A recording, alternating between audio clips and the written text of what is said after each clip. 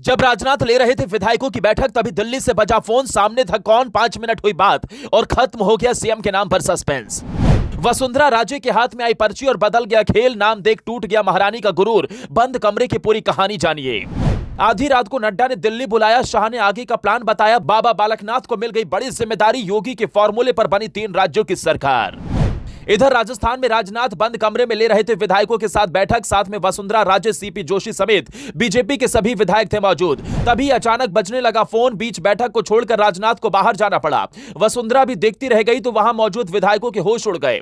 एक phone call से कैसे तय हुआ राजस्थान में अगले मुख्यमंत्री का नाम, और योगी ने कैसे बनाई 3 राज्यों में सरकार, वो बताएं। उससे पहले जान लीजिए बीजेपी बाबा बालकनाथ को कौन सी बड़ी जिम्मेदारी देने जा रही है। राजस्थान में बीजेपी को मिली जीत के बाद सबसे बड़ा सवाल था कि अगला मुख्यमंत्री कौन होगा। तमाम टीवी चैनलों के सर्वे हुए तो तिजारा से पहली बार विधायक बने बाबा बालकनाथ लोगों की पहली पसंद बने। चर्चा यहां तक होने लगी कि यूपी में योगी राज के बाद अब राजस्थान में भी एक सन्यासी के हाथ होगी सत्ता की कमान। लेकिन मोदी और शाह ने तो बाबा बालकनाथ के लिए कुछ और प्लानिंग कर रखे थे। बाबा बालकनाथ की उम्र महज 39 साल है। उनके पास संगठन और अपनी राजनीति को धार देने का बहुत लंबा वक्त बचा है। लेकिन उससे पहले मोदी अब बाबा बालकनाथ को राज्य सरकार में कोई बड़ा मंत्री पद देकर बीजेपी उन्हें आगे की सियासत के लिए मजबूत कर सकती है। बाबा बालकनाथ के कंधे पर ऐसी जिम्मेदारी होगी जिससे राज्य से लेकर दिल्ली को भी साधा जा सके। और ऐसे में खबर है कि बाबा बालकनाथ राजस्थान की सरकार में एक बड़े मंत्री पद की भूमिका में नजर आएंगे, तो साथ में उन्हें राजस्थान बीजेपी की कमान भी मिल सकती है। अब आपको बताते हैं नए मुख्यमंत्री के पीछे की वो इनसाइड स्टोरी जिसने एक फोन कॉल से बदल दी पूरे राज्य की सियासत।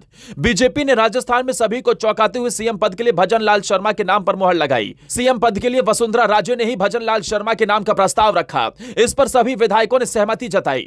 बीजेपी ने छत्तीसगढ़ और मध्य प्रदेश के बाद राजस्थान में भी उस चेहरे को आगे कर दिया जिसकी चर्चा नहीं थी। पार्टी दफ्तर पर विधायक दल की बैठक शुरू हुई तो दिल्ली से आए पर्यवेक्षक केंद्रीय मंत्री राजनाथ सिंह, विनोद तावड़े और सरोज पांडे और चुनाव प्रभारी प्रहलाद जोशी ने बीजेपी के कई नेताओं से अलग अलग कमरे में मुलाकात की।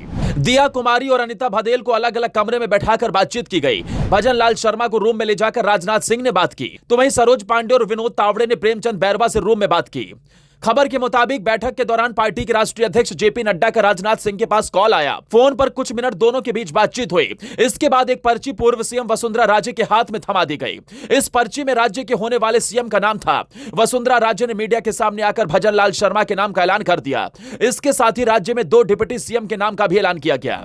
दिया कुमारी और प्रेमचंद बैरवा को डिप्टी सीएम बनाया गया। वहीं वासुदेव देवनानी राजस्थान के स्पीकर होंगे। तो वहीं इसके साथ ही सीएम को लेकर चला रहा सस्पेंस खत्म हो गया। लेकिन आपको याद होगा बीते 2 महीनों में यूपी के मुख्यमंत्री योगी आदित्यनाथ दिल्ली में लगातार 3 बार दौरे कर चुके हैं। 3 राज्यों में बीजेपी की जीत के बाद भी योगी आदित्यनाथ दिल्ली में ही मौजूद थे। जब तीनों राज्यों की सरकार बनने की अटकलें हो रही थी तब योगी आदित्यनाथ से रायशुमारी चल रही थी। और अब खबर है कि योगी से पहले इस बात को लेकर पूछा गया कि उत्तर प्रदेश में एक मुख्यमंत्री के साथ 2 मुख्यमंत्री को साधने की टेक्निक कितनी काम कर रही है और साथ में उत्तर प्रदेश में यह जादू कितना असर दिखा रही है। इससे सरकार चलाने में कैसी परेशानियां होती हैं और कैसे भारतीय जनता पार्टी एक मुख्यमंत्री और 2 मुख्यमंत्री के साथ तमाम समीकरणों को साध सकती है। इसके बाद योगी आदित्यनाथ ने अपने राज्य में चल रही मुख्यमंत्री के साथ 2 मुख्यमंत्री की कहानी बताई और उस पर उन्होंने ही मुहर लगाई। जिसके बाद योगी वाला फॉर्मूला राजस्थान, मध्य प्रदेश और छत्तीसगढ़ में बीजेपी ने लागू किया और अब तीनों ही राज्य में एक मुख्यमंत्री के साथ साथ 2 डिप्टी सीएम भी होंगे, जिससे न सिर्फ क्षेत्रीय बल्कि जातीय समीकरण को भी साधने में भारतीय जनता पार्टी कामयाब हुई।